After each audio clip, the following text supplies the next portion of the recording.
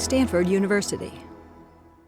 You all know about boiling water, water to steam, and it has been understood qualitatively for more than 100 years. Van der Waals. When was Van der Waals? Van der Waals must have been at the end of the 19th century. Somebody real quick, Van der Waals. Mike Keeler is usually the one to go to for that. Okay, it doesn't matter. It's been understood qualitatively from Boltzmannian statistical mechanics for well over a century, I think. And we'd like to work with it a little bit. I'm going to show you how the liquid-gas phase transition works, not in the standard way that Van der Waals approached it. So the way Van der Waals approached it is very elegant, very nice, and is equivalent to what I'm going to show you. What I'm going to show you is based on a system that we've already studied, magnets. So the Ising magnet. What I'm going to show you is in what way the Ising magnet is a model for the liquid-gas phase transition. But before we do, let me just remind you what we learned last time by studying the mean field approximation not to the liquid gas, but to the Ising model. We also know that it doesn't work very well in one dimension. In fact, it gives the wrong answer in one dimension. Mean field approximation always tells you that there's a phase transition, and this happens not to be true in one dimension, but it is true in 2 dimensions and higher, and by the time you get to 3 dimensions, every particle in a lattice has enough nearest neighbors, basically 6 of them, that the mean field approximation becomes very good. Not accurate in the sense of 1%, but probably accurate in the sense of 10%, I would say. And so mean field approximation is a good way to qualitatively understand how phase transitions take place. Now, it has to do with these little magnets, which can either be up or down. They were described by placing at each point on a lattice a variable that we call sigma.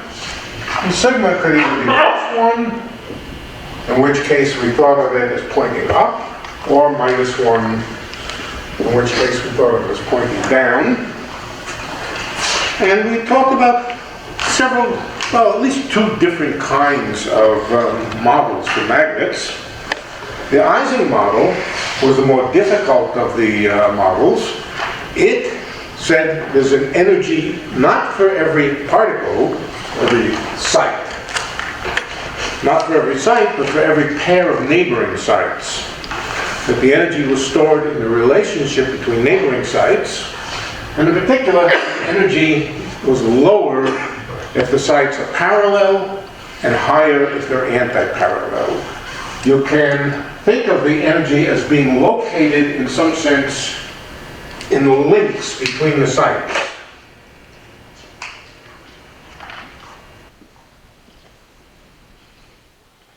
If 2 neighbors are parallel, we'll call that an unbroken bond. If they're parallel, then the energy is low. If they're anti-parallel, we'll call that a broken bond. If the bond is broken, then the energy is higher. And so we wrote an expression to represent that. And the representation was that the energy is the sum, not over the sides of the lattice, but the bonds, the links. They're usually called links.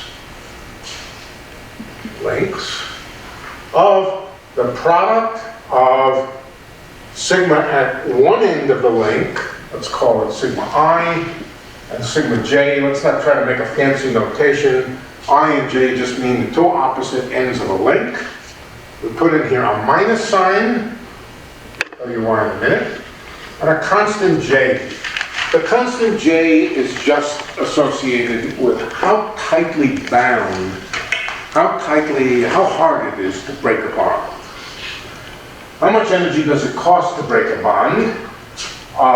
Well, if we start with two sigmas aligned, then sigma dot sigma is +1.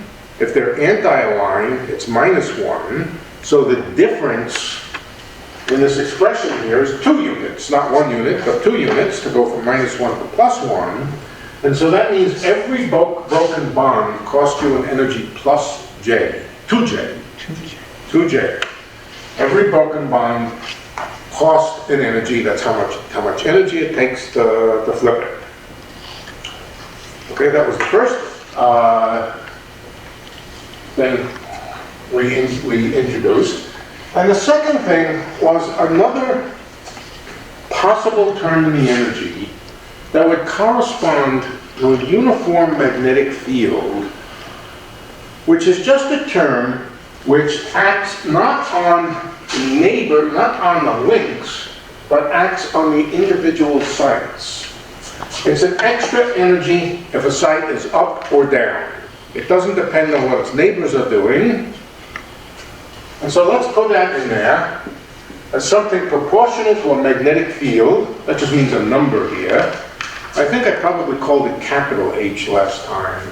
I'm going to use standard notation, and it's a notation that's in the statistical mechanics notes. I'm going to call it little h. You called it B last time. I called it B, you're right. You're right, I called it B. But I'm not going to now because in the notes it's called H. But H looks a lot like B, it just looks like a badly drawn slide. So let's not belabor the difference. Yeah, okay, so let's see. If H is positive, then this term is lower if sigma is negative. So if this was all there was, which was incidentally the first model that we studied, only H, then this would favor spin. This would favor sigma being negative or being down. That would lower the energy by this being the down configuration, in other words, the -1. But of course, thermal fluctuations would cause it to fluctuate up sometimes, and at very, very high energy, it would be, at very high temperature, it would be up as much as down. And so, there's a pattern according to energy. So this term here tends to want to make things lie in the same direction, and this one wants to make them lie down. Okay. Since you're summing over links, shouldn't there be a H sigma J as well? No, that coefficient is called J. Here, this one? No, you're summing over links. Yeah. So shouldn't there be an H sigma J as well? Okay, summation over sites. H sigma J. Sorry. I'm missing your point. If you're summing over the links, Here we're summing over links. right, and there you're summing over. Here we're summing over sites. Okay. Right, sure. Quick question, please. It seems that the larger J, when sigma is 1, the product, it's the lower energy. When they're parallel, it's the lower energy. Not only when they're parallel, but also when J is large. Yes, J will. So- yes, but J is not a variable in the problem. J is just a number. I understand, Right. but it's a number that varies from one substance to another. Yes, it's a Right. number that varies. So does that mean that it is harder to break a bond when the energy is lower? Is there a physical meaning to You mean that? when J is lower? When J is bigger, it's a lower energy, and at the same time, when J is bigger, it's harder to break. Both are consequence of larger J. I don't think the zero of energy matters. It's the energy difference between the broken and the unbroken bond. We are perfectly free to add any constant that we want. And in fact, the material may tell us what constant to add. For example, there's energy stored in mass, good old E equals mc squared. A lump of uranium would have a bigger number here than a lump of frozen hydrogen. So, but the point is, this is just a numerical constant, an additive constant to the energy. That doesn't matter. And also, the ground state energy here, how much energy you have. Let's calculate how much energy you have. Let's forget this for the moment. Ask how much energy you have if all the spins are aligned. That's the lowest possible energy. If they're all aligned, then it's just a number of links times minus j. Minus j times the number of links. Incidentally, how many links are there in a, let's take a three-dimensional lattice. If the number of sites is n, how many links are there? Anybody know? 6 links. 6n? 6n. How many people say 6? How many people say 3? 3 is link. I'll show you why for 2, because I can't draw 3 so well. Does that assume it's infinite? Yeah, assuming it's infinite. I mean, if it were infinite, then... Assuming it's infinite, yes. All right. So each site is connected to 4 links. So you might think the answer is 4 times the number of sites. But that's not the way it works. So the way to draw it is to draw, for each site, draw 2 links.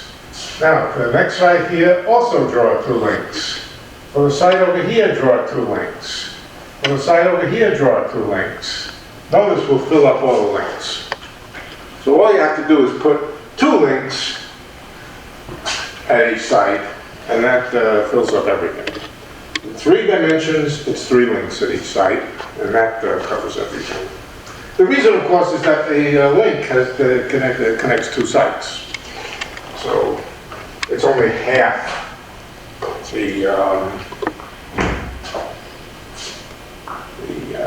half of what you might have thought. Okay, but in any case, you have in here an energy that's associated with the ground state, which means when everybody is aligned. Well, that's a constant. We could subtract it out. We could add it or subtract it in such a way that so the ground state had 0 energy, and group it together with this constant here. It wouldn't make any difference. Only energy differences are important in statistical mechanics, or in almost everything. Energy differences. So the ground state energy is not so important. What is important is the energy difference between an upspin and a downspin, or a bond and a broken bond. All right, let's just remember what we found out from the mean field theory. Excuse me, does there need to be a J by the sum over the sites? No J. No J there, okay. No J there. All right, I'll just remind you now, we calculate the partition function, e to the minus beta times e. That means every time you see a J, it'll come together with a beta. And also every time you see an H, it will come together with a beta. They'll always be there. All right, we calculate the partition function. We go through the manipulations that we went through. And if you remember, we calculated in the mean field approximation. Just to remind you, for anybody who wasn't here, just what the mean field approximation was. So here's a site. It's surrounded by a bunch of neighbors. Let's draw the neighbors as crosses. The neighbors have an average sigma. That average sigma might be 0, or it might have a net average value when averaged over the neighboring sites. The more neighboring sites that you have, the better approximation it is to just say each spin here, each neighbor, has a spin which is equal to the value equal to the average. So in a high enough dimension, which turns out to only mean 2, you can make a reasonable approximation by saying each spin here sees around it a collection of spins, each one of which has the average spin. All right, then we say, all right, good. Then what is the energy of this spin on the average? It is minus j times the average spin of the neighbors times the spin itself of that particular particle. Sigma bar means the average, minus J, sigma bar, sigma. And then what about this term over here? Well, this term doesn't care about the neighbors, and so it's just, oh, I missed something here. What did I miss? The number of neighbors. That's where twice the dimension came from. Twice the dimension, whatever the dimension is, minus twice the dimension of space, the dimension of the lattice, J, average of the spins, whatever it happens to be, times the spin itself. And then another term from here, which is just H, times the spin itself. And we pretended that the average here was just a number and did the statistical mechanical problem of one spin with an energy given by this expression. And of course, this is just a number times the spin. Okay, so that's a calculation that we did when we first looked at these magnets, and we found out that the average spin that you would get, I'm going to call it, for the moment, sigma double bar. It's the average of the spin that you would get if all of the neighbors happened to be frozen and had the value sigma bar. Then, if you remember, that's equal to the hyperbolic tangent of the coefficient, the thing in the bracket, minus 2dj sigma bar plus h times beta times the inverse temperature, and that was it. Yes, that's it. Now it's a complicated expression, we studied a little bit, but the important thing was we now make the mean field assumption that sigma bar, the average of this spin, is just equal to the average of all of its neighbors. This, of course, would be true if we had a big enough sample and we were deep in the interior of it. It wouldn't matter which one of the spins we look at, they all have the same average. So we now do the self-consistency trick of saying that's our equation that determines sigma bar. 2, D, J, and H are all just numbers. So this is now an equation for sigma bar. Just remind ourselves what the solution looked like. What we did a trick. We defined a new variable by redefining this thing and calling it y. We wound up with an equation that looked like y divided by 2dj. That's it. Y or beta equals tanh of y. That was our equation. Let's forget the rest of it. Let's just start right there and remind ourselves what we learned. Oh. And y plus h. Yes, y plus beta h, I think. And aren't you missing a minus sign also? Yeah. Y minus beta h, I think. Y minus beta h.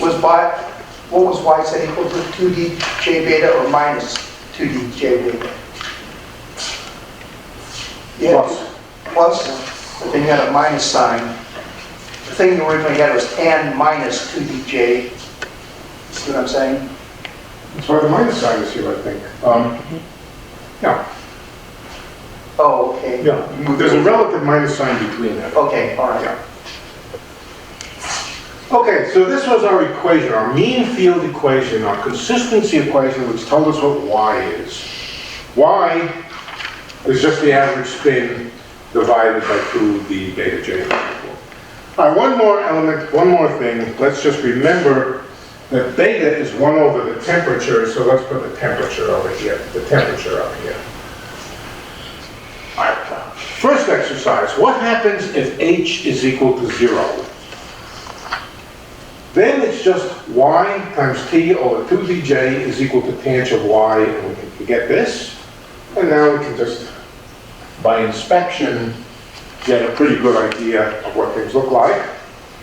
Tangent function looks like this. Tangent of y on this axis, and on the vertical axis, the hyperbolic tangent. On the left side, we have a linear function of y, and the linear function of y passes through the origin, and it has a slope. It has a slope, which is the temperature divided by 2dj. So in particular, when the temperature is very high, the slope is steep. And the only place where these curves intersect is right at the origin, and therefore, for large temperature, there is no magnetization. Y is equal to 0. Y is proportional to sigma bar, and therefore, sigma bar is equal to 0 when the temperature is high, as expected. Now we start lowering the temperature. The slope of this curve decreases, and at some point it becomes exactly tangent to the hyperbolic tangent. Tangent, two different uses of the term tangent. Tangent meaning hugs it closely. Hyperbolic tangent meaning this thing here. What is the slope of the hyperbolic tangent function at the origin? Does anybody know? It's exactly 1. Easy to differentiate. You differentiate the hyperbolic tangent, you can do it yourself, and you discover that the slope of the hyperbolic tangent at the origin is exactly equal to 1. That means when the slope of the left-hand side is adjusted to 1, that's the magic point where the two curves lie on top of each other. Go past that, decrease the temperature even more, you decrease the slope of this line even more, and all of a sudden you'll have a solution over here and a solution over here. Those solutions are magnetized. Those solutions have non-zero y, and therefore non-zero sigma bar over 2dj, I believe. That's a phase transition. At that point, the system doesn't quite know what to do. Should it go here? It doesn't go there. It doesn't go there. Should it go here, or should it go here? In other words, there's an ambiguity. It seems like the spins want to have an average value. But is that average value up, or is it down? That's the question. Here the average value is up, sigma bar is positive, here it's down. And the problem is there's a complete symmetry in the problem. If you take all of the spins and turn them over, whatever they are, turn every one over, it's the same problem back again. Okay. So, there's no way to decide whether it does this or it does that. To decide, we add a tiny little bit of h. And the effect of adding a tiny little bit of h is to shift this curve either to the left or the right. But once you shift it, that point as a solution is no longer there, and only one of these two will remain. In that case, that's what happens. That's magnetization. One of them wins, and the one that wins, of course, is if you put a little magnetic field which is trying to push the spins to be up, then up will win. If you put the magnetic field such that they want to be down, then down will win. So, we can now draw a graph of what the system looks like as a function of two variables. The two variables are the temperature and the external magnetic field. Those are the two things we can vary in the problem. We can turn up the temperature or down the temperature. We do that by turning up the heat bath or turning it down, putting a little fire under it.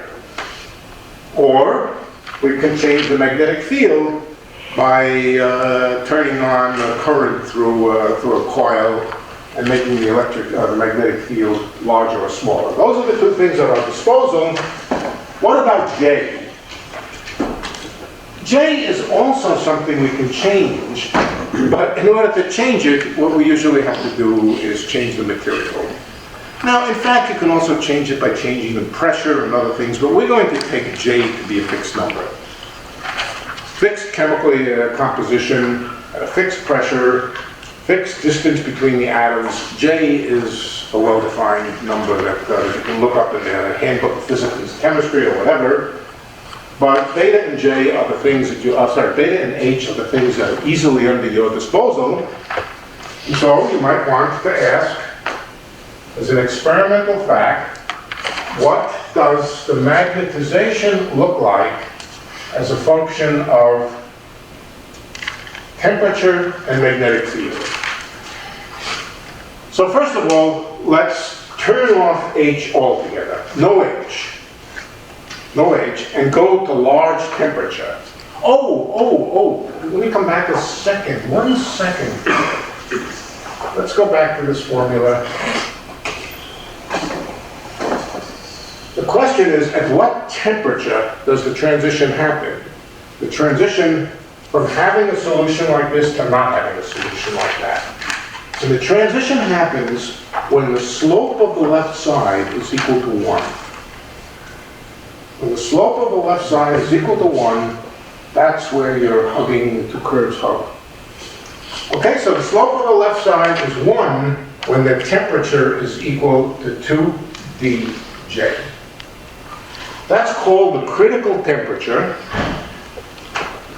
It's not exact. This is a mean field approximation. It becomes exact when D becomes large. And I'm sorry, I forgot to look up what the correct answer is for D equals 2 and 3. But for D equals 2, it's off by a significant amount. For D equals 3, it's fairly good. But it captures qualitatively what it is that does really happen.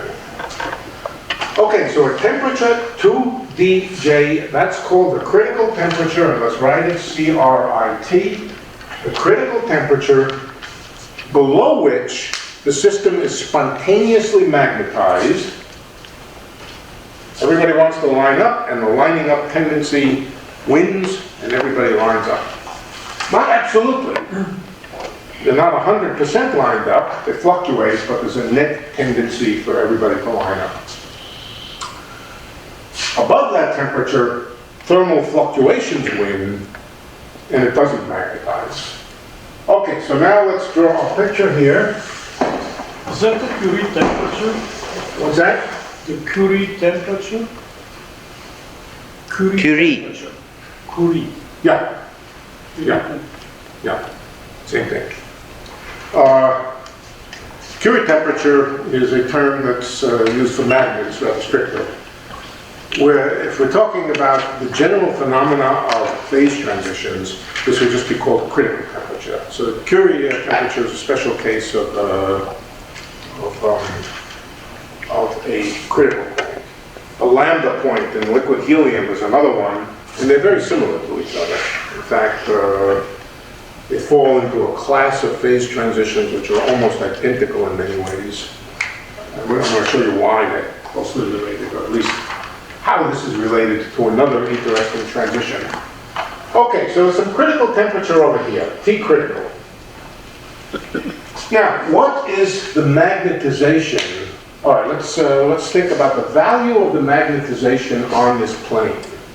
First of all, if you're at higher temperatures than T critical, and there is no magnetic field, then the magnetization is just 0. There's no bias due to the magnetic field. And at high temperatures, the statistics of ups and downs being equal will win.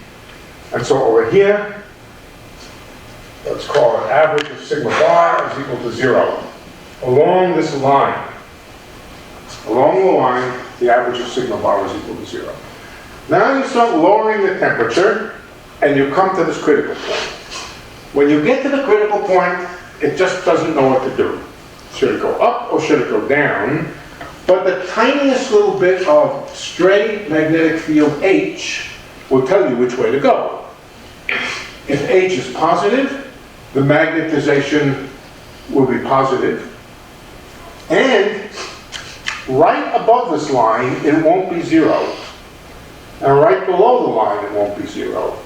Spontaneous magnetization has happened. And so all along here, sigma is positive, plus, plus, plus, plus, plus, on the average. The average is positive, and down below it's negative. Corresponds to the two possible routes where the red line either intersected on the right side or it intersected on the left side. And physically, it's just the extra little bit of magnetic field has broken the symmetry between ups and downs and has biased it. And that little bit of biasing is enough that just for the tiniest little bit of H goes plus. Tiniest little bit of H down, it goes minus. Now, you can ask what the jump is in the magnetization going across here. Remember, this is the average magnetization. It's not 0 or 1. It's not 1 or minus 1. It can be 0, or it can be 2/3, or it could be 1/4. It can be any number between between minus 1 and 1. Well, at 0 temperature, way down here, it doesn't matter what the magnetic field is. At 0 temperature, all these guys line up, and they line up in the down direction down here. So all along here, sigma bar is equal to minus 1, and all along here it's equal to plus 1. That's just the fact that at 0 temperature, even they just line up. Choose the lowest energy. Now, what about right at the critical point? Imagine going up and down from negative temperature to positive temperature just at the critical point. Well, just at the critical point, that's this place where the red line is just barely at 45 degrees. Just barely critical value.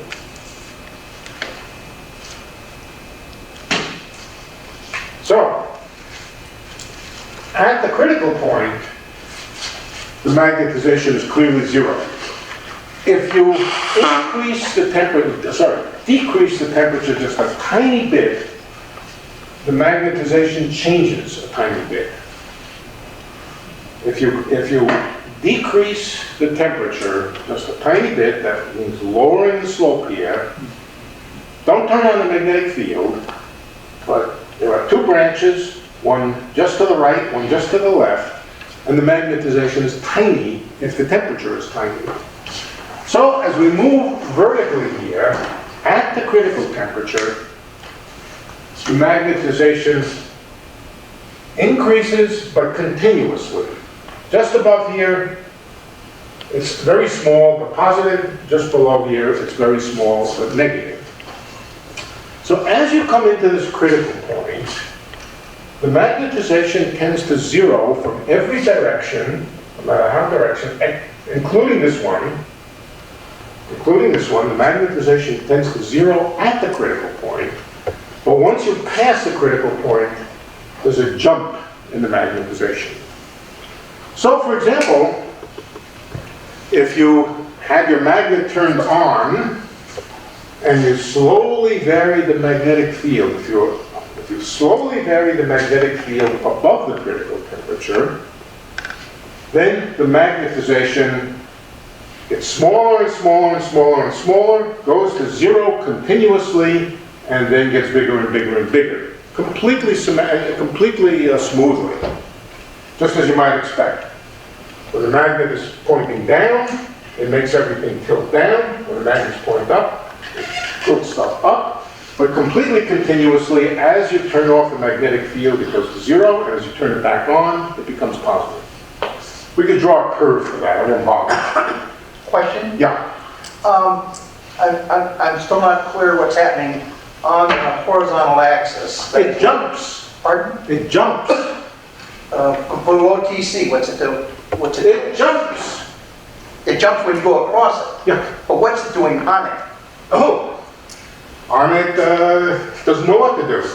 Okay, so it can't decide the plus or Can't the decide. minus. Now, it does one thing or the other, but of course the answer is you could never really turn off all the magnetic field. Something is going to bias it a little bit. Okay. But it's, in particular, it's not continuous there. It's not continuous. And that's the key to what a phase transition is. So, or this is technically called a second order phase transition. We don't need to distinguish them because I'm not going to get a chance to talk about first order phase transitions. Okay. So, as the experimental physicist manipulates his magnetic field at fixed temperature, the magnetic field varies. At first, the magnetization is nice and smooth until it gets to this point. When it gets over to here, it's not 0. It's negative. And then a little tiny change in the magnetic field flips it over. Okay. Flips it over, and the magnetization changes discontinuously across there. That discontinuous change is a, well, it's a symptom that in a sense there are two phases. Supposing you didn't know anything about this up here, let's suppose T critical is too high a temperature for our experimental physicists to ever have studied. They would say there are two phases. There's a phase of negative magnetization, there's a phase of positive magnetization, and as you vary the parameters, it jumps. It's not jumping from all down to all up. It's not all down to all up. It's average down to average up. Because it'd be no hysteresis if it was all to all. No. Right, we're not going to have time to talk about hysteresis. All right, but there's another way you can move around in space. You can say, can I go from here to here without having a sharp change? And of course you can. You can go from here to here going around the critical point. If you go around the critical point, you experience no jump, but you do get from negative to positive. So on the one hand, experimentalists down here who never got up to T critical would say there are two phases. And they're distinct, and not only are there two phases, but there's a sudden jump as you vary the magnetic field. On the other hand, somebody who had more experience with the system would say, oh, well, no, there's really not a sharp difference between here and here. Let me show you how to go from one to the other without jumping. And both would be right. Both are correct statements. There's a jump if you stay at fixed temperature.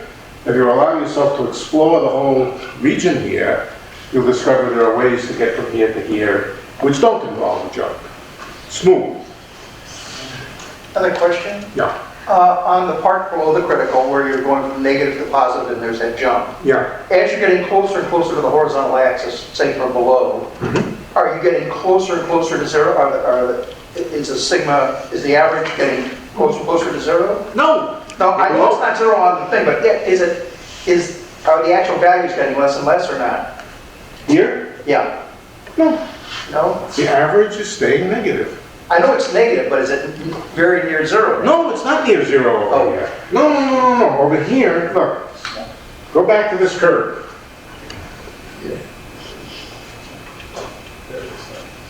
And now draw. Now we're essentially at 0 magnetic field. Right. So I don't need to shift the curve. Yeah, okay.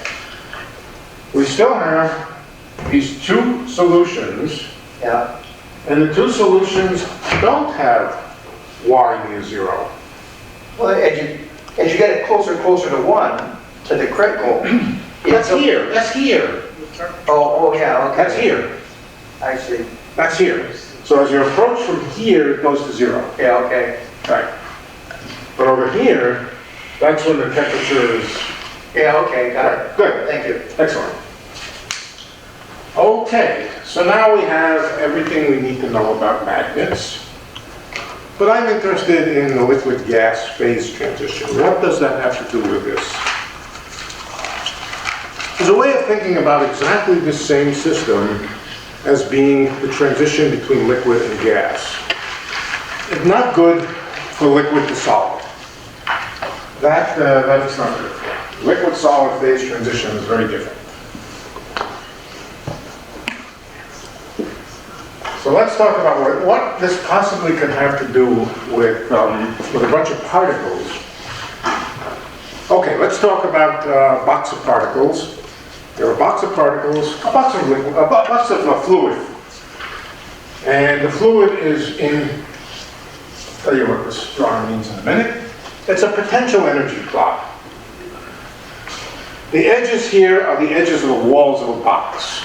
Here we're inside the box, here we're outside the box. As it turns out, the box really corresponds to it might correspond to a material or whatever it happens to correspond to. The energy of a particle when it's inside the box is lower than the energy of the particle when it's outside the box.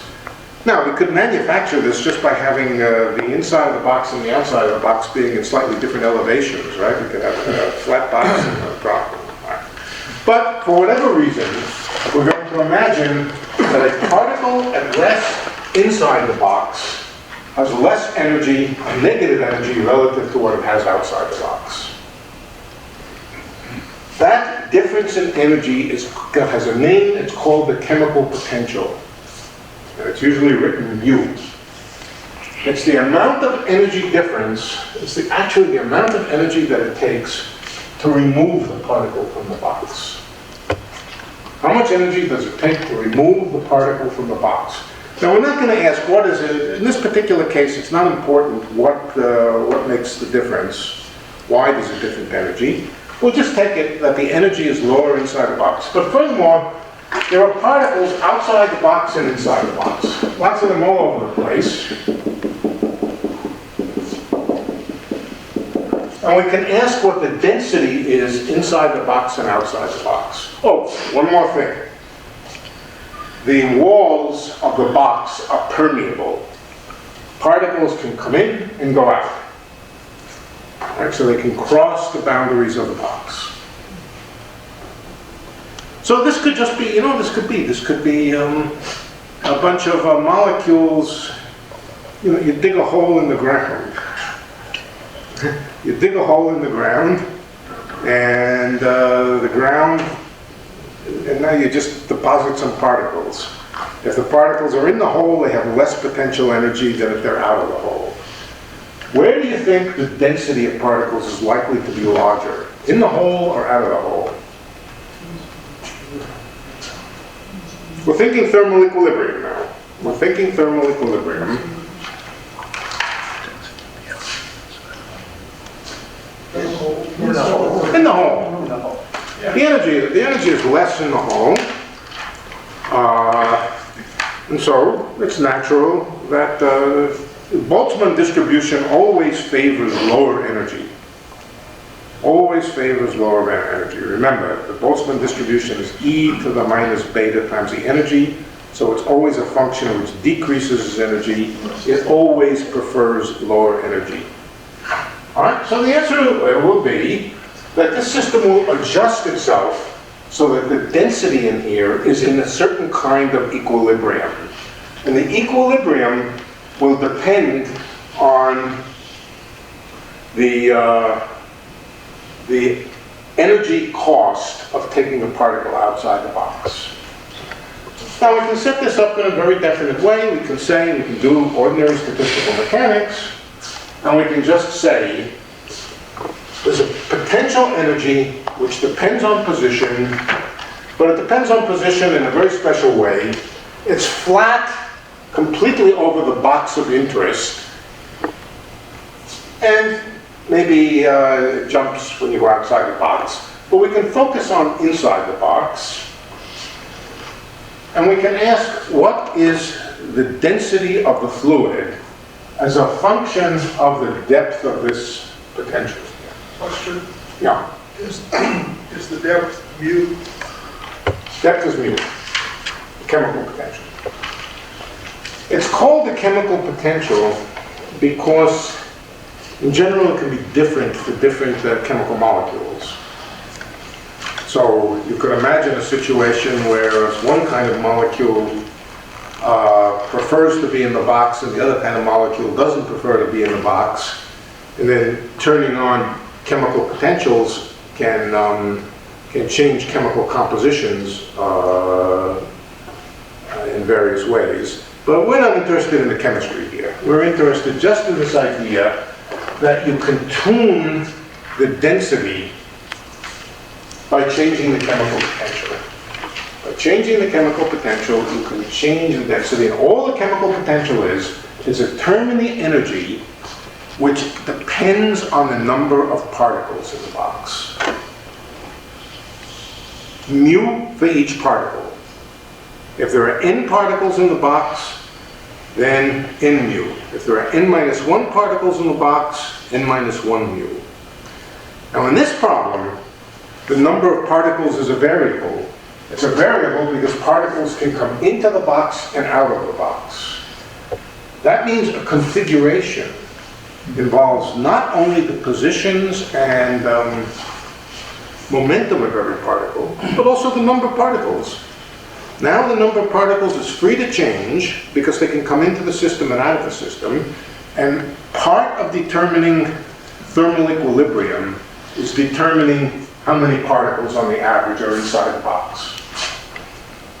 So we're not going to go through this in detail, but I'm going to tell you what to do. You write the usual formula for the partition function, e to the minus beta times the energy. You sum over all the configurations, that means the momenta and the position of all of the particles, but you add another term here, plus the number of particles times the chemical potential times beta. Why is that there? Well, this is just the potential energy of the particles inside the box. If there are n of them, this is the energy stored inside, just in the particles of being there. And you also sum over the number of particles. We're not going to do that, we don't have time, but I'm just indicating to you what the meaning of a chemical potential is. It's the thing that you adjust if you want to adjust the density of the fluid. You could do another thing. You can seal the box and not let particles go in and out, and then just put in the number of particles that you want. But you may be interested in the problem where particles can come into the box and out of the box, and then you change the density by changing the chemical potential. By changing the chemical potential, you can change the average number of particles in the box. In this language, what is a liquid-gas transition? And I will tell you, what happens in a liquid-gas transition is you take your box, you keep it at a fixed temperature, and you start varying the chemical potential. The more you vary the chemical potential, the more it wants to pull back, depending on the sign, of course, lowering its energy here, the more it wants to suck particles into the box. And so there's a density, which is a natural function of the chemical potential. And what is it that happens at a transition? What happens at a transition is as you vary the chemical potential, all of a sudden, you hit a point where the density of the fluid suddenly changes. It changes from being a gas to being a liquid. So if you were to fill up a box, of course, here might mean a region of three-dimensional space. I've imagined it was when I imagined a hole in the ground, it was in two-dimensional space. But imagine, a box, a real box in 3 dimensions. Particles go in, you get some extra energy out of it because there's a chemical potential. Particles go out, it costs energy. The extra energy that you save by bringing particles into the box will tend to increase the density inside the box. You keep lowering the energy inside the box, it keeps wanting to suck particles in, and then all of a sudden, even though the atmosphere around the box might be at a temperature and whatever else, temperature and density that corresponds to vapor, all of a sudden you hit a transition point where it becomes liquid. The difference between liquid and vapor is a sudden discontinuity in the density. Liquid being denser than vapor. So if you could do this experiment with a box and vary the potential energy of a particle inside the box, lower the potential energy, outside conditions are such that you have steam or vapor, water vapor, and you lower the energy, particles will congregate inside the box as you lower their energy, and then all of a sudden at some point it will jump to the fluid phase, to the liquid phase. That transition is very much like this transition. I'm going to spell it out. I'm going to spell out exactly what the relationship is.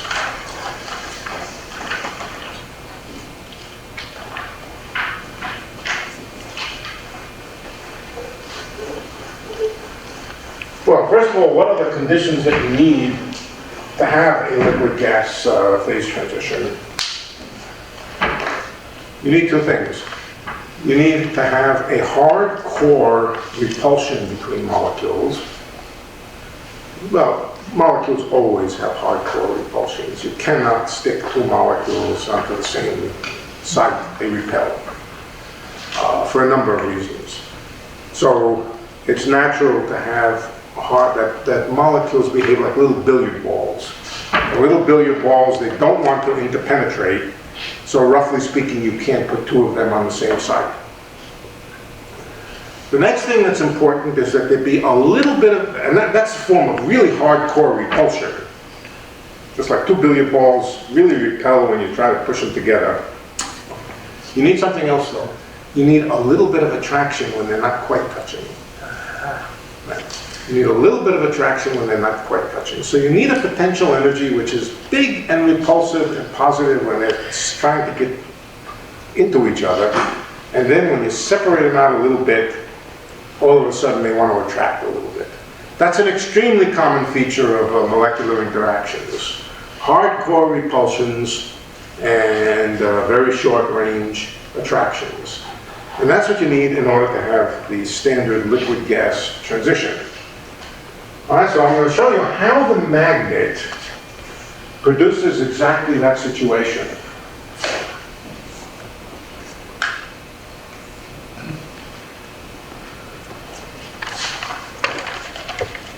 Let's start with the magnet with all of its little elementary magnets down.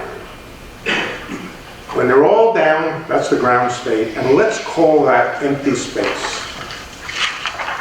When all the magnets are down, in fact, what we're going to say is something like this. We're going to say on each side of the lattice, you can have a particle or not have a particle. This is our game. We're going to make, out of the liquid gas problem, we're going to make a lattice version of it. The particles, the molecules, live on a lattice.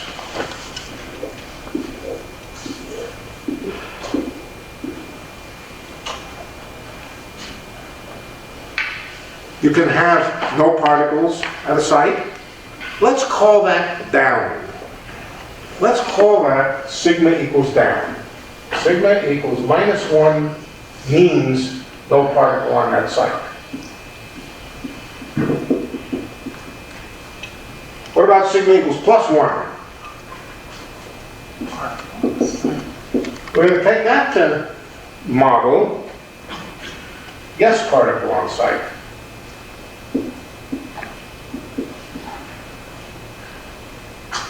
What about two particles on site? Well, the magnet doesn't allow that. Sigma can't be 2. It can only be -1 or 1. It can't be 4. It can't be anything else. So immediately from the start, it forbids the possibility of two particles on site.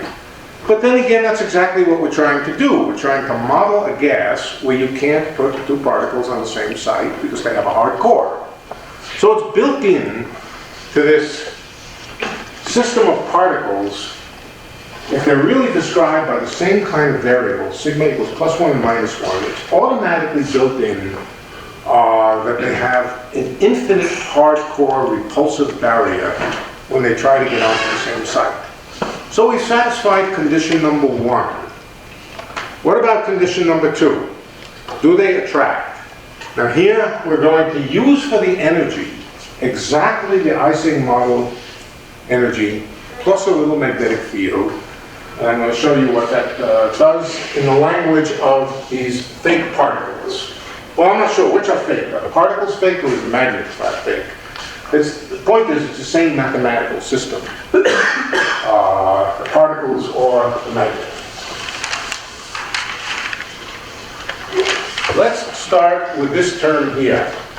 Minus J times sigma I times sigma J, where these are neighboring sites on the lattice.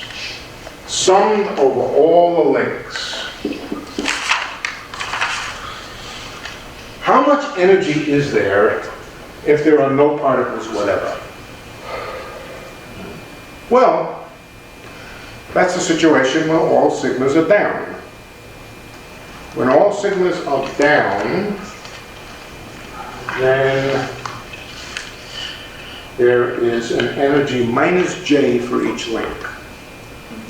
So there's total ground state energy, which is minus J times the number of links. What do we do with that? Oh, we don't do anything with it. That's just the energy of the system when there's no particles at all. Does it matter for anything? No, it doesn't. It's always there. It's the ground state energy. We can throw it away.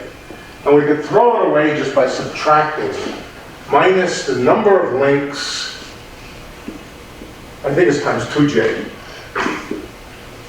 Now that I've thrown it away, let's really throw it away and ignore it, because it plays no role in anything.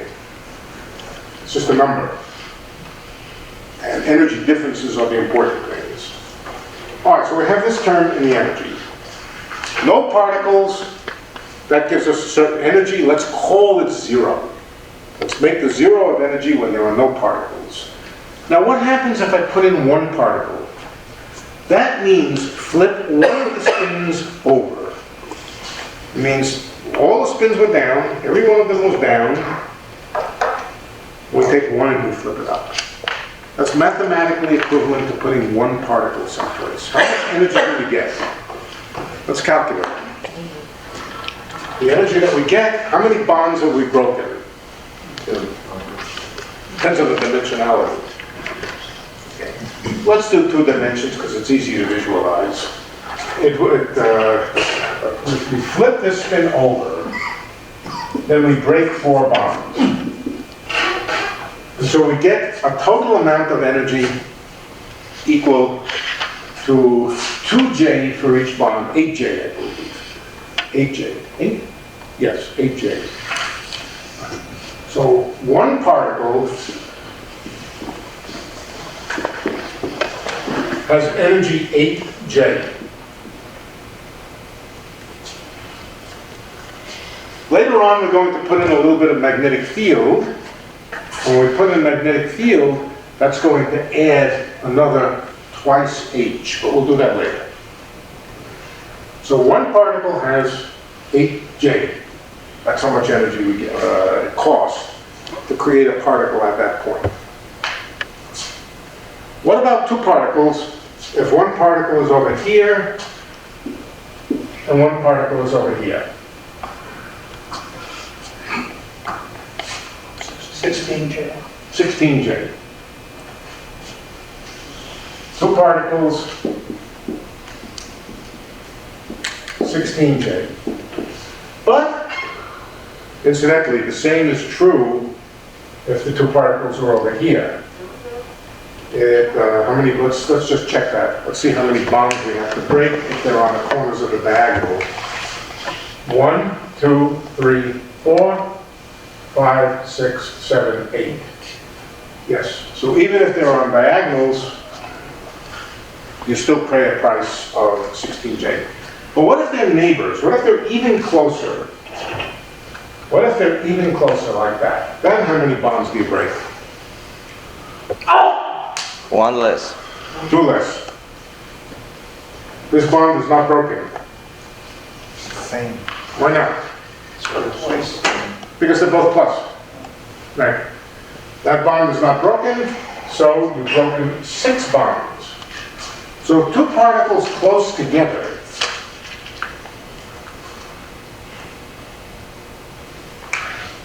two close particles, and close now means within 1 bond length away. What do they have? They have 12J. So let me suppose I plotted the energy as a function of difference. I would find, yes, just the mere act of putting particles in cost me 16J. But that's all right. That energy is always there no matter where I move the particles around. But if I move them within a bond length, the energy decreases. The energy decreases. That's like a potential energy which decreases when they get very close together. So there's a potential energy, an energy which depends on the position of the particles.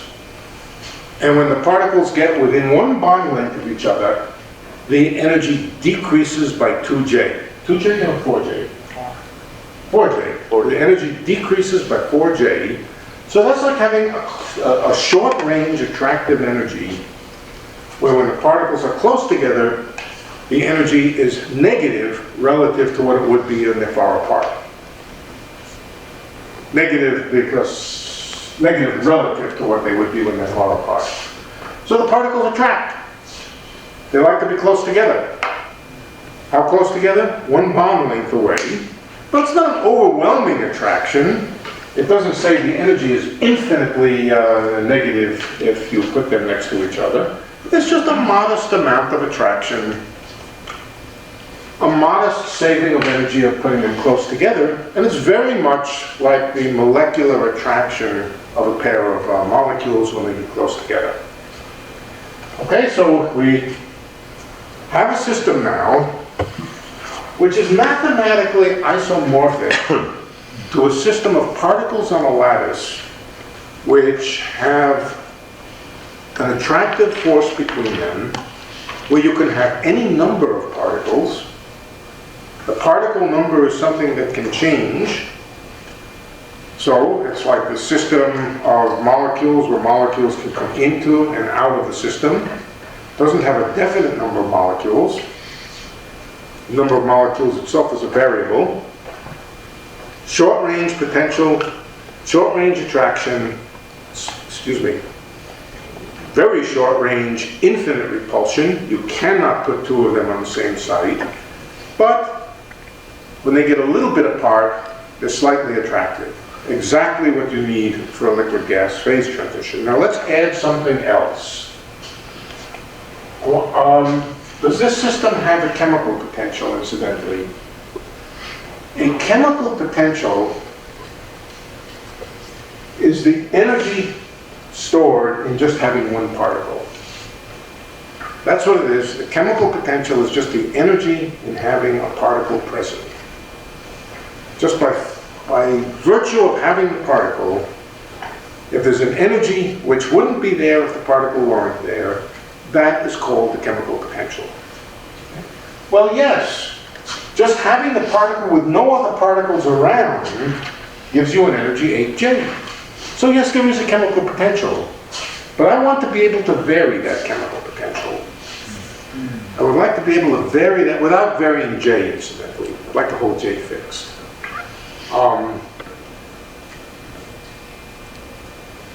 I want to be able to vary the chemical potential separately from J. That's easy to do. Put a magnetic field in. Now this is sum over the sites. Sum over the sites of sigma I. How much does this give me when I add a particle to the brew? Sigma starts down when there's no particle. If I put a particle in, sigma becomes plus, so it jumps 2 units. it gives me 2 units worth of energy for every spin which is flipped up. For every particle that you put in, it gives you twice h. So you can add for each particle, each isolated particle, for each isolated particle, you can add plus 2h.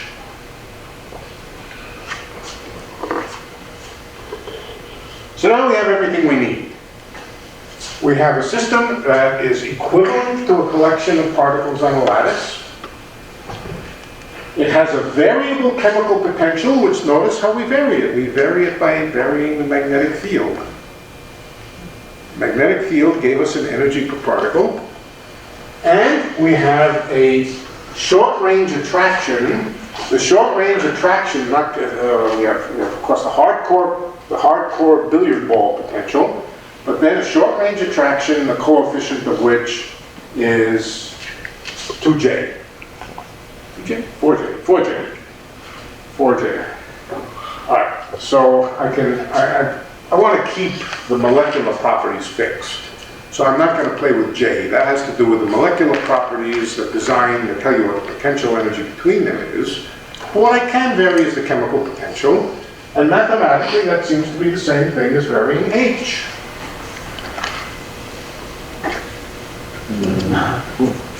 We vary H. We vary H. So this problem is exactly the same as, did I erase it? I did erase it. No, there it is.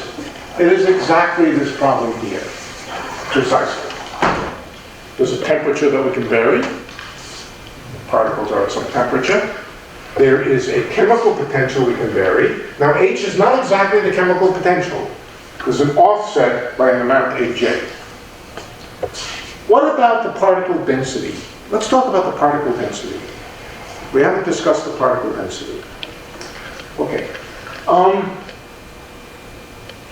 How many particles are there on the average at a point, at a particular point? Well, I say the answer is somewhere, first of all, between 0 and 1. I say the number of particles on the number of particles at a point, it's either, of course, it's either 0 or 1, but we're talking about the average number of particles. The average number of particles is 1 plus sigma divided by 2. Let's see why that's true. If there is a particle there, that means sigma is 1, right? So 1 plus 1 is 2, divided by 2 is 1. What if there's no particle there? 0. That's a good candidate for the number of particles at a point. And it's the average. It is truly the average number of particles at a point is equal to 1/2 plus the average of sigma. The average number of particles at a point is 1 plus the average of sigma.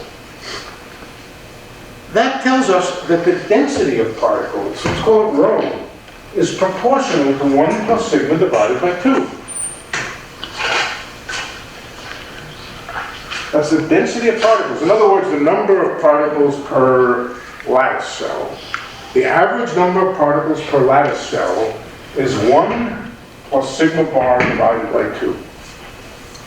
It's the average number of particles.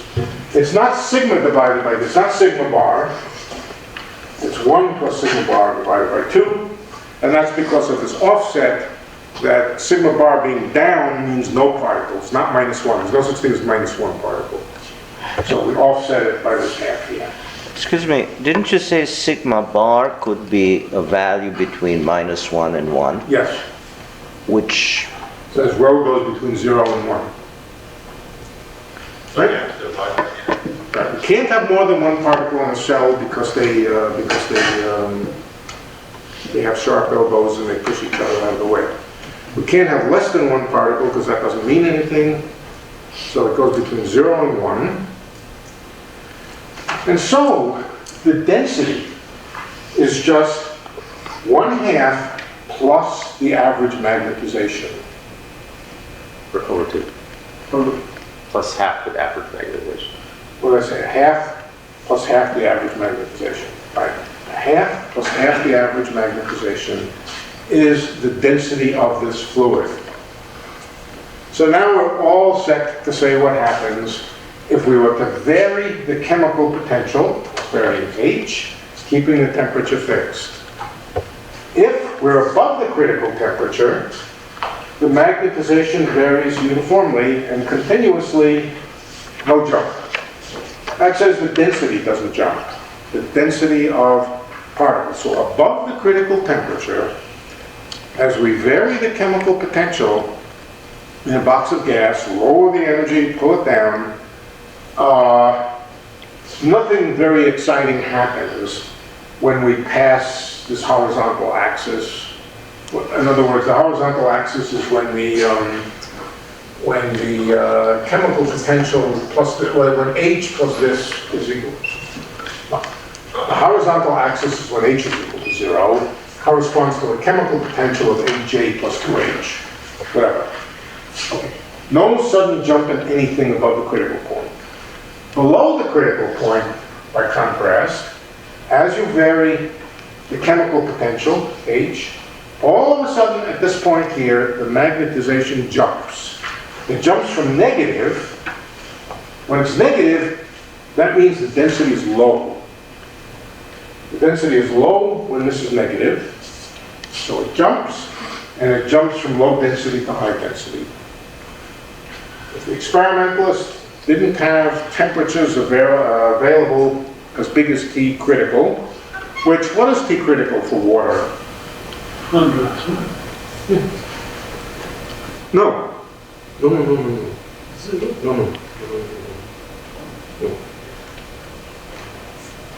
That's I shouldn't have asked that question.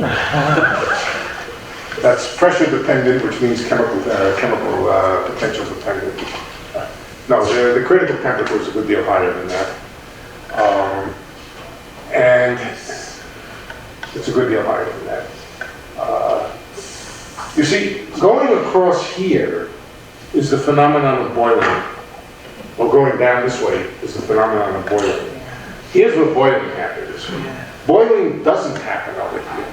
There's just a smooth, continuous transition of the density when you're at high temperature, high enough temperature above the critical point. Below the critical point, you're here. Are you referring to superheated steam above that? You could, yeah. Yes, you can. Change it. Question please, how do you vary the chemical potential? We understand magnetic, but in the other case, how do you do it? Really by varying the density. You can do it either, you can either vary the density, you see the density jumps across here, but how do you vary the chemical potential? Pressure? Yeah, well that's one way, but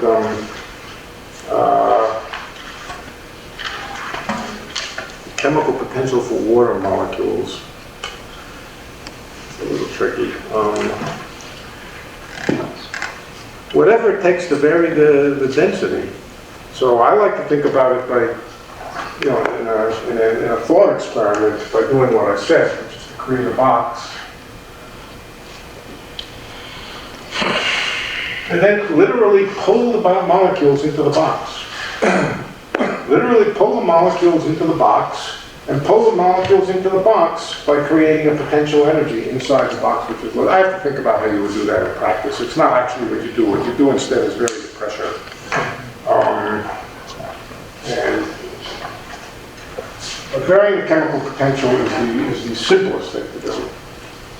When you do it, you suddenly find a sudden jump in the density of the fluid, and that is what happens with liquid gas phase transition.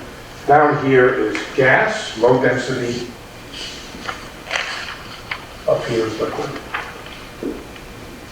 But notice that you can go from gas to liquid without any jump by going around the critical point, way up above the critical temperature, and varying whatever you have to vary the density. You can vary the density by varying the pressure. That actually is the easiest way. You vary the pressure, you increase the temperature, vary the pressure, increase the temperature and the pressure, making sure you go above the critical point, the critical temperature, and then lower the temperature back, and you'll go from gas to liquid without any jump. Question? Yeah. When you say you're changing the chemical potential by changing the density, you're basically changing your effective distance for van der Waals potential? Is that? No. You're keeping the property of the molecules is fixed. But the density says the van der Waals potential is not constant. It's, Oh, it's a function of position, yeah. so when you change the density, you're changing, The distance between the molecules. which, so it's the Certainly, van der in Waals. that sense, you're changing the potential energy. Potential, which Right. really affects that. Right. So when you change, that's right. So when you change the density enough, it suddenly makes a transition, realizes that the negative potential energy is there, and tries to pull all the molecules together. What's the relationship between, in this case of the gas-liquid transition, between the critical temperature and the boiling point? Well, the boiling point depends. The boiling point depends on the pressure, which in turn means it depends on the density. Let's see. So how would we say this? The problem with this is I haven't worked out the pressure. What we could do, the pressure is a function of temperature and chemical potential. And if I were to have worked out the pressure, we could have varied the pressure instead of the chemical potential. That's why I'm hemming and hawing, because I don't want to go to the effort now of calculating the pressure. But just in a simple-minded way, when I'm boiling water, what's my path along there from liquid to gas or gas to liquid? Crossing over here. We going from liquid to gas or gas to liquid? Doesn't matter, just either way. You're going across here, but the point at which you go across there depends on the pressure. Sure, I understand. Depends on the pressure. So the point at which you cross does depend on the pressure. So there's another variable in here, it's not independent, and, okay. One of the very fascinating things is the properties of the system near the critical point there. There's a whole theory of the behavior of the critical, whole theory of lots of experiments about what happens as you approach the critical temperature. And as you approach the critical temperature, the critical point, as you approach the critical point, a number of fascinating things happen, but they're all characterized what are called critical exponents. Every quantity that you can think of that's interesting in its dependence on temperature will generally go as T minus T critical to some power. And that power, those powers, they're not ones and twos, they're various kinds of irrational numbers and things, transcendental numbers. They're called the critical exponents. And of course they vary from one kind of phase transition to another, but they're exactly the same for the magnetic transitions and the liquid gas transitions. They fall into exactly the same class. The behaviors near these critical points are rather insensitive to the details, and they depend on features that don't care whether you put them on a lattice, they don't care whether it's nearest neighbor or second nearest neighbor, they all behave the same way.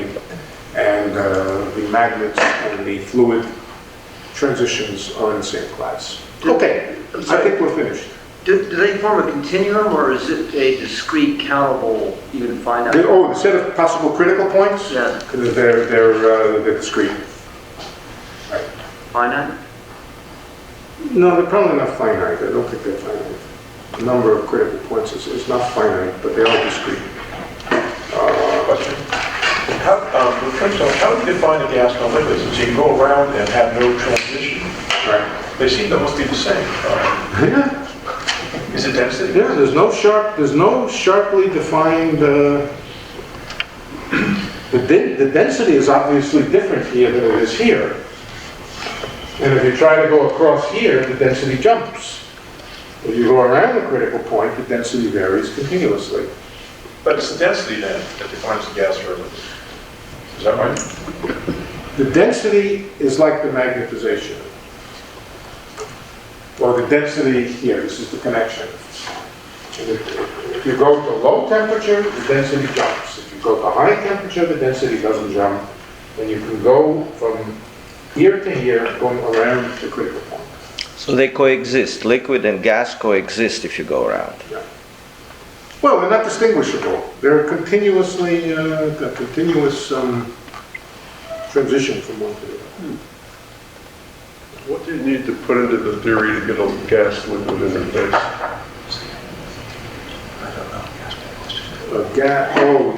To have a gas liquid interface, you have some gravitational potential energy or something to separate it. It's not surface tension? It's not surface tension? Oh, it could be surface tension. It could be surface tension. If you are, look, most of this kind of analysis is what you think about for an infinite volume of fluid. So surface tension is not really the thing here. But you could have an infinite volume of fluid laid out on an infinite plane in a gravitational field, and then you would create a liquid-gas transition at some point. And that could be worked out. That's not so hard to work out. I guess basically the altitude is related to the chemical potential, so varying the altitude varies the chemical potential, and you have a sudden transition at some height, which is connected to this transition. In this model, do you get a heat of vaporization as you go across that transition? In general, yes. No doubt. I would have to think about what that means in this model. The thing is, the energy down here is exactly the same as the energy just above. I have to think about that. So this.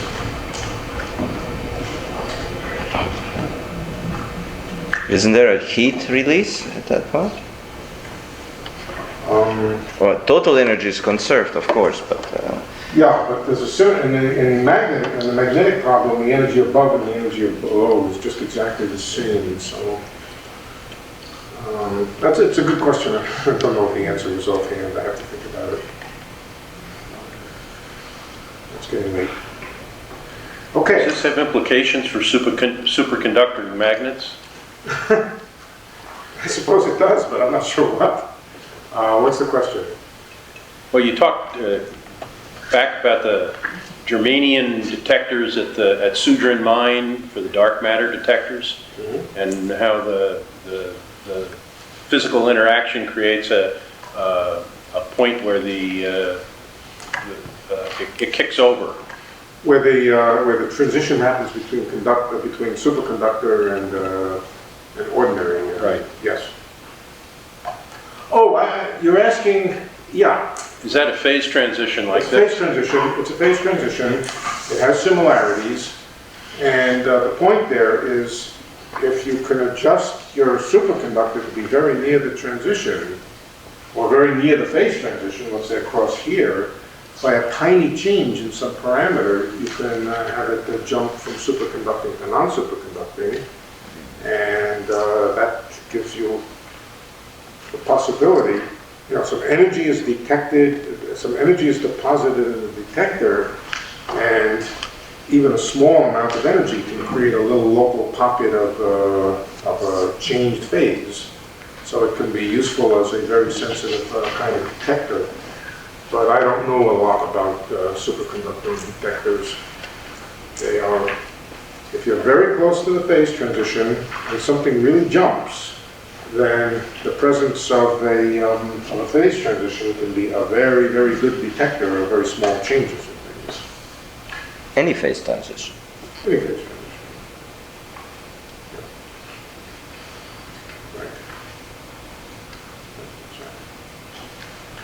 Okay, we're finished with statistical mechanics. We've done our duty to Boltzmann. Ising. Ising. keep making the same mistake about Ising. I went back and looked at my notes, and I realized in my notes I had an apology to the students for telling them the wrong thing about Ising, exactly the same wrong thing. I'll probably do it again. Okay, I said I would talk about the anthropic principle.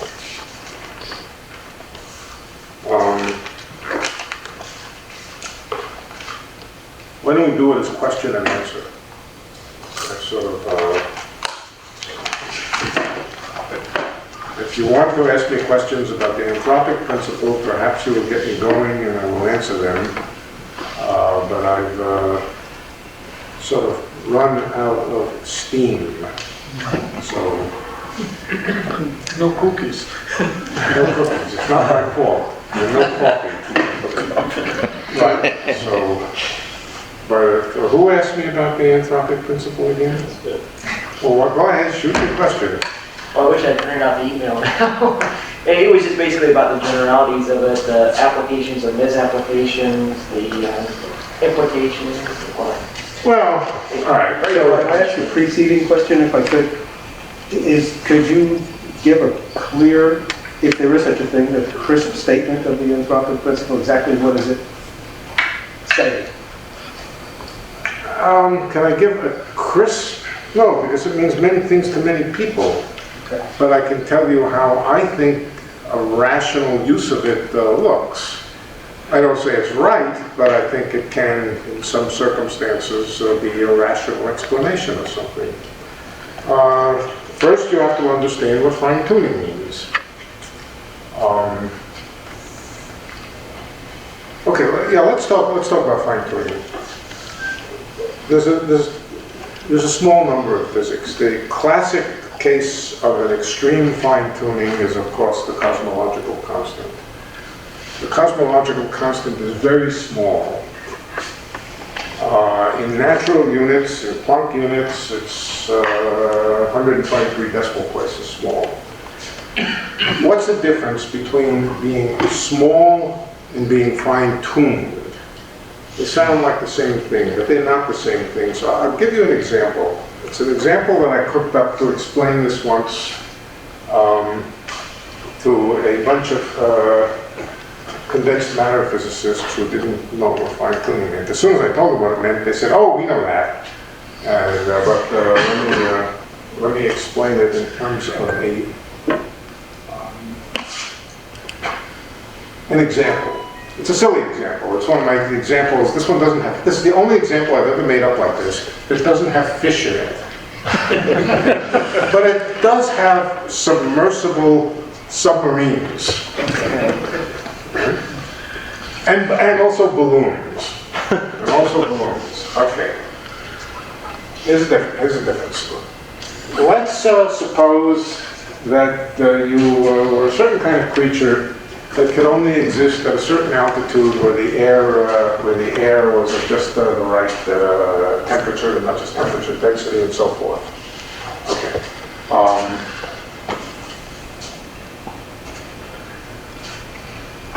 So you find yourself at that temperature and density and so forth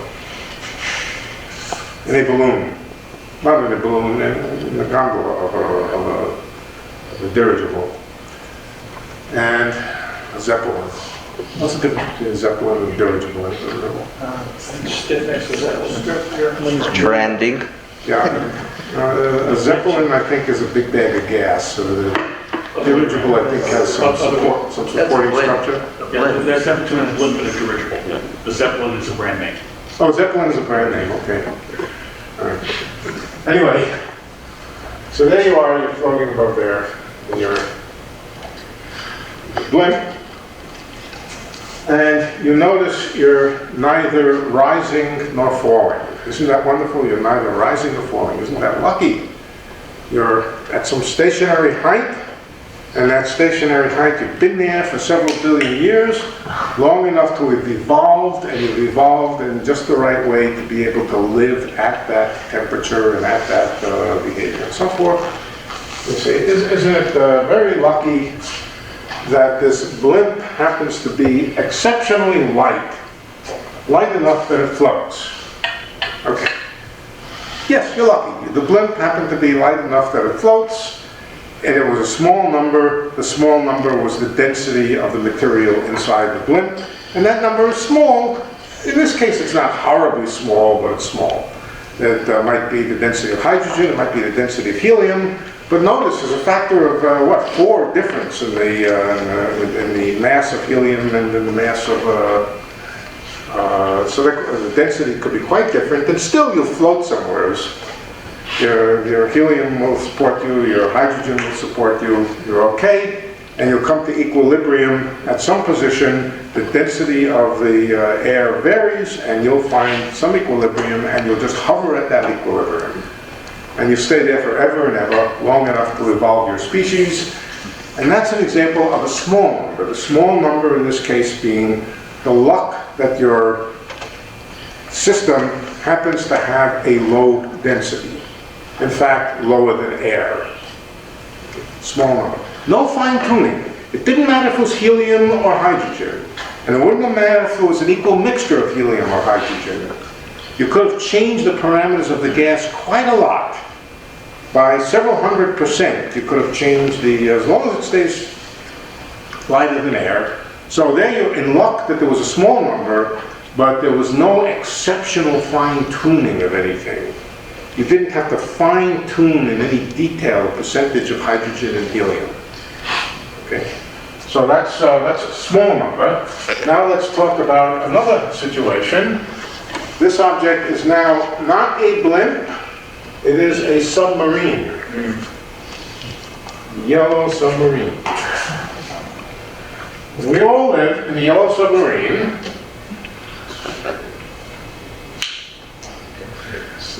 No, blue.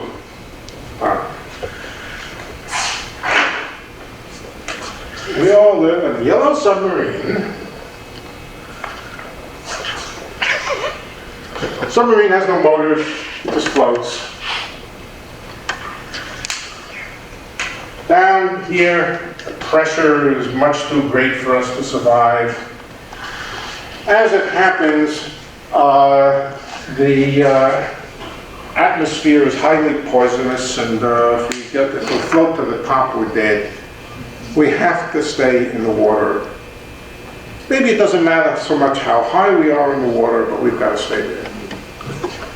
Our submarine has existed in that configuration long enough for us to evolve. In other words, for 1 billion years, it has been hovering in the water without falling or without rising. We know that because we're here, or these people who live in the submarine are here, and they know that if there was any significant tendency to fall, they'd be dead. If there was any significant tendency to rise, they'd be dead. Let's assume for simplicity that the water has the same density from the bottom of the sea to the top of the sea, which is very approximately true, very close to being true. Okay. What do these people in the yellow submarine conclude? They conclude that whatever the submarine is made out of, the density of that submarine is finely tuned. It's made out of some iron together with some brass and maybe a little bit of concrete and a few other things. Plus, it's hollowed out in the interior. Its average density is such that its average density is very, very close to that of water. If it was any denser than water, it would sink. If it was any lighter than water, it would float. Okay? And what's more, it's been sitting there at that compromised position for 1 billion years. From that, you can conclude that whatever the chemical composition is, it is very, very finely tuned. If you would change the ratio of iron to concrete by 1 part in 1,000, or probably 1 part in 1,000,000. Remember, this thing has been sitting there for 1 billion years, or for, let's say, 4 billion years, or 10 billion years. It's been sitting there for 10 billion years, and it's right somewhere in the middle of the zone. Okay, that's extraordinary. That's extraordinary because there's no feedback mechanism whereby if it started to sink, it would rise. If it started to rise, it would sink. no feedback mechanism. If it's just a little bit too heavy, it will just slowly sink to the bottom. If it's a little too light, it will slowly rise.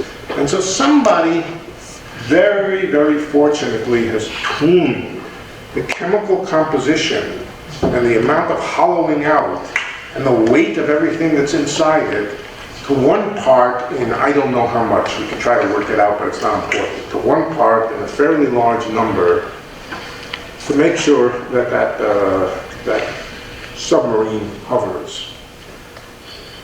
Now, the submariners are curious about this. They want to know why is this true? They have no explanation for it at all.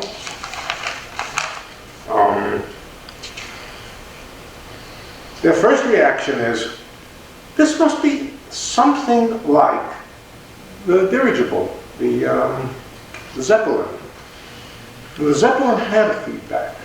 If the Zeppelin goes too high, the air density goes down, and it sinks back. If it goes too low, it rises up again. But they do a few calculations, and they realize there's no question of that kind of feedback mechanism. The density of water is too constant over this range, and there's no possibility of using that to get a stability mechanism. They try all kinds of mathematical tricks, symmetry principles, whatever you have, nothing works. And the reason nothing works is because this is one of these very fine-tuned things. If you just change the chemical composition a tiny bit this way or a tiny bit that way, the whole thing breaks down. What kind of conclusion could they come to? Okay, they do a little more calculation using whatever laws they know, and they discover something very interesting about the nature of the fluid that they're in. The nature of the fluid that they're in is that it has an instability. It makes bubbles, and the form of these bubbles is submarines. Somewhere in the fluid, bubbles nucleate. And when the bubbles nucleate, they morph into submarines. But the trouble is, the submarines that they can nucleate into are generally not of the right type. In fact, as it turns out, the submarines can nucleate with different chemical compositions. Some of them have a little more brass, some of them have a little more iron, a few of them have more hollowed out, and there's a whole huge variety of different species of submarine that can nucleate. They do, they make these calculations, and they discover this is a property of the fluid that they live in. Say, I think I know the answer.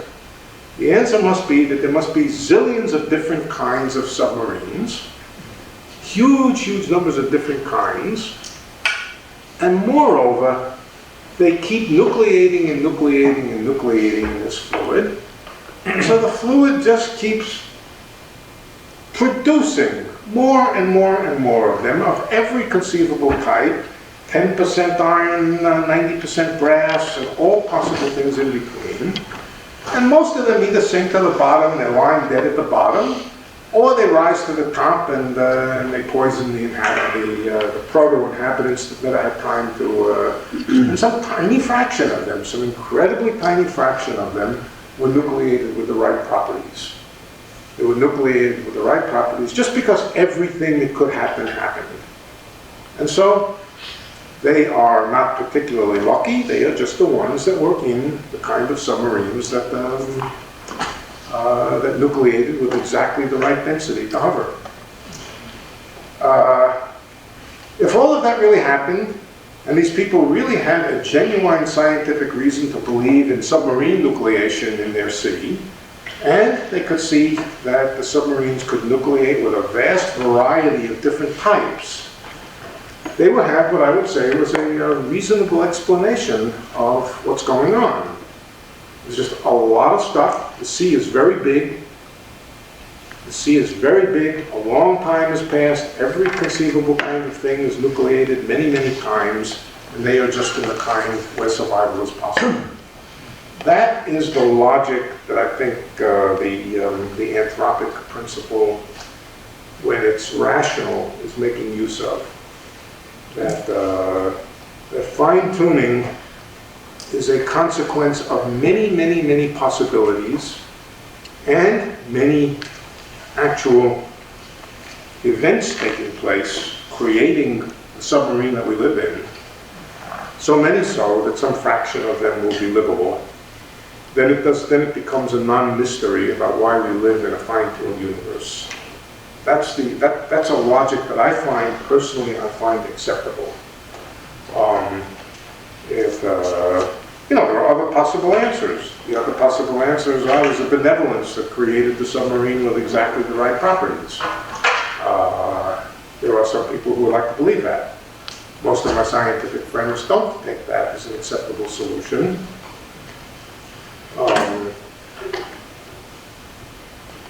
So, what are the other possibilities?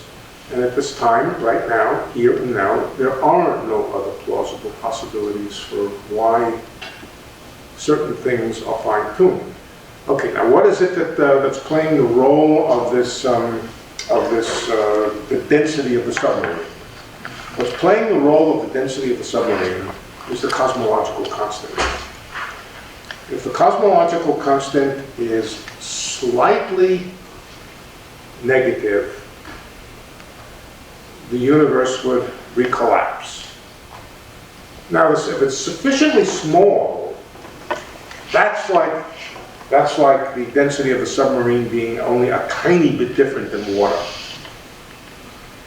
If the cosmological constant is very small, then it will take a long time for it to recollapse in the same sense, in a very, very similar way to the way it would take a long time for the submarine to fall to the bottom of the sea if the difference between water density and submarine density was small. Okay, so if the cosmological constant is small enough, the universe lasts long enough, assuming it's negative, it lasts long enough without recollapsing for us to be here and to survive and so forth. On the other hand, the cosmological constant could be positive, in which case the universe doesn't crunch, it expands, and it expands in an exponential way. But if it expands too fast, if it expands too rapidly, then it prevents structures from forming. If the universe was accelerating very rapidly, an accelerated expansion, then the material that's in it would get carried along with the acceleration and would simply be incapable of contracting into galaxies, stars, and so forth. So there's some window which is analogous to the window of densities, of submarine densities, where either positive or negative, some little window where the submarine could last for 1 billion years. Here, it's a window between collapse and destruction on a time scale that would not allow our own existence, on the one hand, and in the other direction, lack of galaxies, stars, planets, structures would form. And that window is very, very small. The window is small because the time scales are so long. The same reason the window is small for the submarine. We have to be able to survive in this universe for a period of time which is very long, and that means that the imbalances in the cosmological constant have to be very, very small. Now, there's another sense in which the cosmological constant is like the density of the submarine. The density of the submarine is made up out of some composite of the densities of the different materials that make it up in various proportions. It's not just that some number is small, it's that some number is very, very finely adjusted. The same is true of the cosmological constant in quantum field theory. It gets contributions from many, many different sources. Basically, it gets a contribution from every quantum field that exists. Bosons give positive, fermions give negative. The mass of the particles that are associated with those quantum fields shift them a little bit, and the cosmological constant that results from it shifts a little bit. And the whole thing, all of the constants, all of the particles, all of the contributions to the cosmological constant have to balance very finely exactly the same way as the density of submarine has to balance. Put in a little too much iron, you're dead. Put in a little too much brass, you go up. Same thing with the cosmological constant. Put in an extra fermion species into the theory, and the cosmological constant gets too negative and you implode. Put in an extra boson, cosmological constant gets too big and you're out of luck in a tiny fraction of a second. So, Question, please. What is the meaning of making a change but that compensates? Meaning it doesn't, it's just a different submarine, but still floating. yeah. There are parameters in physics, such as various masses and coupling constants. You could change one thing one way a little bit, which might increase the cosmological constant, and change something else another way a little bit, which might decrease the cosmological constant, and you might be able to, it's not just that there's only one chemical composition of the submarine that can survive. There's just a very thin surface in some space of different configurations. That's the same thing here. You can change things, but you have to change them in a very, very fine-tuned way. If you change one thing by this amount, you have to change the other thing by that amount, and it has to be adjusted to 123 decimal places. So that's this thing. So will this water that produces every kind of submarine will make various submarines that have the same density but look different than this? So these are alternate universes?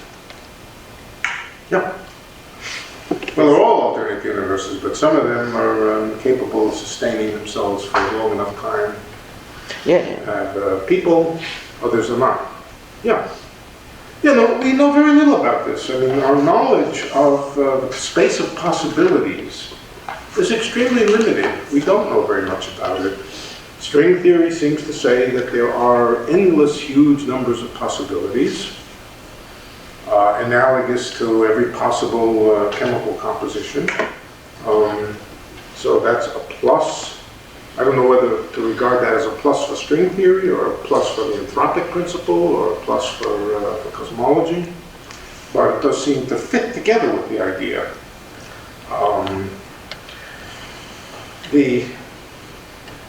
And the fact is, there is no other known explanation. There's just nothing out there. It's been many years now that people have looked for explanations. Oh, there's one more thing. Just a moment. There's one more thing about the submarine. Yeah, these submariners might, as I said, they might start looking for mathematical explanations, some symmetry of nature, some symmetry of their equations, which makes the submarine density exactly equal to the surrounding water. They think, they have this theory called rope theory or something, I don't know.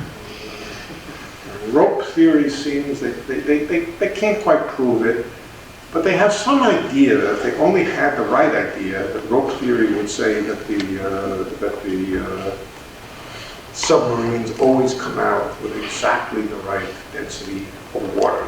Some symmetry between water and the other things. We've got it. We don't quite understand it, but we've got it. We know there's some theory there, and if we could only understand that theory better, it would tell us why the cosmological constant or the density of submarines is exactly the right thing. But then, to their horror and dismay, they discover that in their own submarine it's not exactly the right thing. In fact, the submarine is slowly sinking. It really is slowly sinking. How long does it take for it to sink?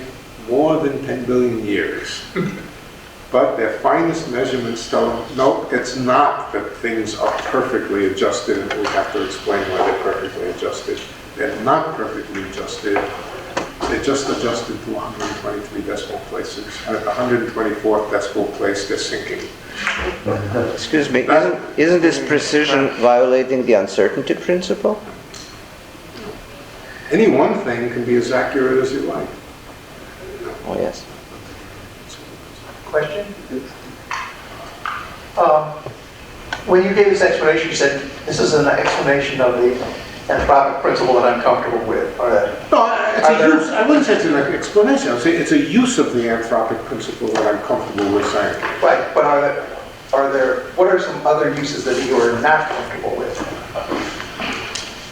Look, I have no idea if there was an intelligence, benevolent or not, that created the universe. I do not know, and I don't pretend to know. So are you saying that others sort of give that spin on things a little bit? I suppose not many scientists do. Yeah. At least at one time. Okay, there are other uses of it which I find much less compelling. There are all sorts of modest coincidences. If any of them were not satisfied, they might be enough to have destroyed life on Earth. If we were to make a list of the elementary particles, we would find that almost all of the known ones, almost all of them, are necessary for our own existence. On the other hand, our understanding of particle physics would allow just about any one of them to not be there or other ones to be there. For example, I mean, start thinking about the particles you know about. A photon is the lightest. Where would we be without a photon? There would be no light, no heat from the sun. Worse than that, there would be no photons jumping back and forth between the atomic nucleus and the electron to hold it together. No chemistry, we wouldn't be here. What about no neutrinos? No neutrinos, there would be no nuclear reactions of the kind which created the elements from the time of the Big Bang. So the existence of carbon and all these other elements that make us up wouldn't be here without neutrinos. What about no electrons? Well, no electrons is a clear disaster, there's no question of that. What about no quarks? No quarks, no protons, neutrons. What if you change the parameters a little bit? What if you... It was a puzzle for many years and still is a puzzle why the proton is lighter than the neutron. In the early days of nuclear physics, this was a great puzzle because the electron is charged. And you would have thought its electrostatic energy would make it a little bit heavier than the neutron. Neutrons and protons are twins. They are almost exactly the same, with the exception that the proton has a little bit of positive electric charge. Ordinarily, you would say that increases its energy. It takes energy to pull together a charge. So that increases its energy. Proton should be a little bit heavier than the neutron. It would have been a disaster because if the proton was heavier than the neutron, the proton would decay into neutrons instead of the neutron decaying into protons. If the proton decayed into neutrons, there would be no hydrogen. There would be nothing. We wouldn't be here. Okay? So the little tiny difference between proton and neutron is small, which happens to go the wrong way from expectations, is absolutely essential to our own existence. All sorts of other things. What would happen if the electromagnetic coupling constant, the fine structure constant, which is 1 over 137, what would happen if it was 1 over 10 instead of 1 over 137? Well, then the atom would be very, very tightly bound, and ordinary chemistry would probably go awry. What would happen if the electron were heavier than the proton? It would be buried deep inside the center of the atom instead of having a valence structure. So you can look at physics as we know it, which means largely particle physics, and you can say, there's so many different things that you could have changed by 10, 20%, or even 1% here and there, and any one of them would have destroyed our existence. Okay. I can easily imagine 1% accidents. I can even imagine 10 1% accidents, although it gets a little harder. Are those accidents sufficient to really push us in the anthropic direction? I'm not going to answer that. I don't have an answer to that. That's a matter of taste. But the accidents of 1 part in 10 to the 123, or in some other case, 1 part in 10 to the 60, or something else having to do with the Higgs boson, 10 to the 30, I'm sorry, 1 part in 10 to the 30, those are not the kind of accidents that you can imagine are accidental. 1 part in 10 to the 6, 10 to the 120. So I think if it wasn't for the cosmological constant and the other fine-tuning, comparable fine-tuning, I think we would not be, most serious physicists would be rejecting the anthropic explanations. Maybe not completely, but not with the same, support that. Now, that doesn't mean that every physicist approves of it. They just don't have another explanation. Steinhardt and some other guys in April have set an inflationary paradigm in trouble after Planck 2013. Have you seen what they said or have any opinion? Wait, say it again? They say basically most of the inflationary models don't work. Who said that? Paul J. Steinhardt, Abraham Loeb. Who's the other one? Abraham Loeb, L-O-E-B, and Okay, these are contrarians. The vast, overwhelming majority of cosmologists and physicists believe in inflation. Now, that wasn't the point. They said that the Planck 2013 results are in and that they knocked out most of those models. Well, they didn't model what? Sure, people make up a lot of wild models. And then when good data comes in, it knocks out most of the wild models and leaves the sensible ones. Nothing is done. Right. You have 500 models. One of them is the standard, the gold standard model. And data comes in and knocks out 499. Good. Unfortunately, it's not that good. Yeah, no,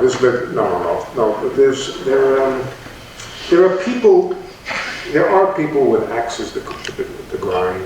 Physics is not a highly politicized subject, it's not. But here and there, it does have people in it who get very highly politicized about their own ideas. And going around saying things like that, I think is irresponsible, frankly. I would consider that irresponsible. I do consider it irresponsible. Paul J. Steinhardt is not the most responsible cosmologist. Sorry, Paul, it's true. Yes?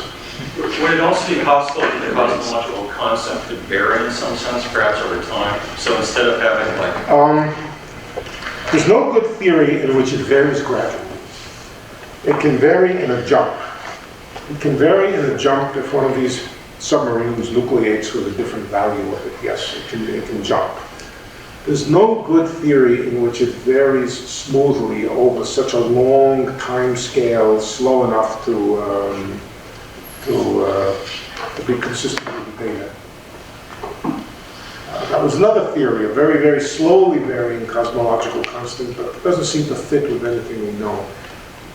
In any case, it would require, it turns out that to have a slowly varying version of it, which settles down to 0, requires a fine-tuning of several parameters, not just one. Not just the vacuum potential energy, but several of its derivatives have to be fine-tuned. So it's not a better explanation. Look, we don't know where this is going to go. Nobody knows at present where it's going to go. There are contrarians. There are people who have political agendas in the papers. I don't really. I'm not the inventor of inflation. I don't have a big stake in it. I will not win a Nobel Prize if it's confirmed. It is confirmed. It's highly confirmed. Somebody's going to win a Nobel Prize for it. But it ain't going to be me. The logic of it to me is extremely compelling, and I honestly cannot understand these people who say the Planck data is ruling out inflation. I think they are off base.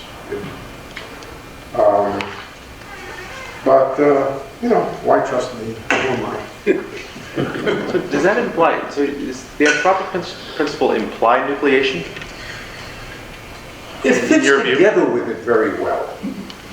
Now, you could go back to the submarines. You could say, well, the Anthropic principle itself, all that says is we live in a submarine which is of the right type for us to live in. And which is cause and which is effect. Now, it's cause and effect. Do we explain the fact that we live in the right kind of submarine by the fact that we're here, or do we explain the fact that we're here by the fact that we live in the right kind of submarine? I prefer the latter. That we can understand why we're here as a consequence of there being enough right kinds of submarines, rather than to say the opposite, that we can explain the properties of submarines by the fact that we are here. It seems backward. It seems scientifically backward to put us at the center of the laws of nature to that extent. Yeah, I guess I think a misuse of it is when you try to start explaining why the laws of nature have to be the way they are because we are here. It seems to me much less egregious to say that the laws of nature are highly variable, which theories tend to suggest anyway. Highly variable, environments are highly variable, and that we live in a temperate zone for the same reason that we all live in Antarctica. It's just too damn cold there.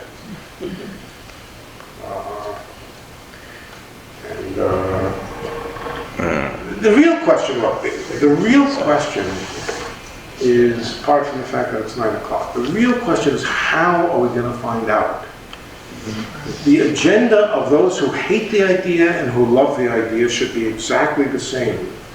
Take it seriously enough to either kill it or make it into science. And the fact is that it looks very, very hard to do either. It looks extremely hard to find signatures of this kind of thing in data which would either kill it or confirm it. That's the real problem. The problem is not that it's bad philosophy or that it's religious or that it one of my friends seems to think it's a terrible thing to propose because young people will be, their minds will be deformed by it and they will stop thinking about other explanations. Okay, these are political reasons, these are, other people think it's a bad idea because it enables the religious right to say, the world was created with just the right properties. None of these are science, that's not science. The scientific question is it true or is it not true? And if it is true or not true, how do you find confirming evidence? In other words, it's hard. You want to try to observe other submarines nucleating. Right. Right. So if you're very lucky, or unlucky as the case may be, you might bump into another submarine. That could be either lucky or not lucky. I mean, it's lucky if it doesn't kill you and you find out that there are other submarines out there and you confirm and you win a Nobel Prize. Or it could be bad, the submarine could make a hole in your submarine and then you sink to the bottom. Still in though. Right. In principle, there could be collisions between regions of space with different properties. It's expected to be extremely rare. Computation seems to say that it's extremely rare. Basically, computation seems to say that the ocean is exceedingly big, but the nucleation of submarines is very rare. That it doesn't happen very often and very frequently, and so most submarines will last a long time without banging into another one. So we found no evidence in the cosmic microwave background for a collision like this. There's no evidence. It's probably not going to be there. So the only question is then what other possible kinds of signatures could there be for the physics that goes into this kind of theory? And it's hard. Nobody has a really good idea. That's the worst thing about this kind of idea, that it just looks overwhelmingly hard to find convincing data for. Okay, we are finished.